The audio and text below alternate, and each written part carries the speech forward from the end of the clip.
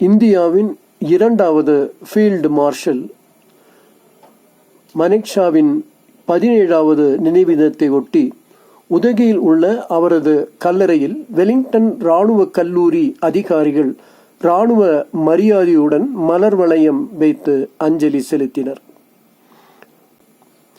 கடந்த 1971 ஆண்டு இந்திய இராணுவத்தை வழிநடத்தி வெறும் 13 நாட்களில் வெற்றி கொண்டு பங்களாதேஷ் விடுதலைக்கு காரணமாக இருந்தார்.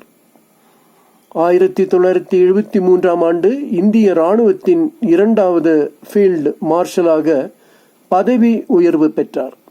பின் தனது ஓய்வுக்கு பிறகு நீலகிரி மாவட்டம் வெலிங்டனில் வசித்து வந்த நிலையில் 2008 ஆண்டு ஜூன் மாதம் 27 உயிரிழந்தார்.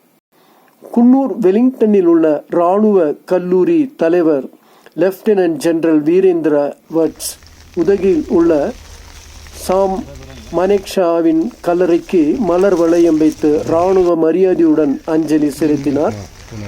அவரை தொடர்ந்து மெட்ராஸ் ரெஜிமெண்டல் இராணுவ அதிகாரிகள் பலர் மலர் வளையம் வைத்து அஞ்சலி செலுத்தினர்.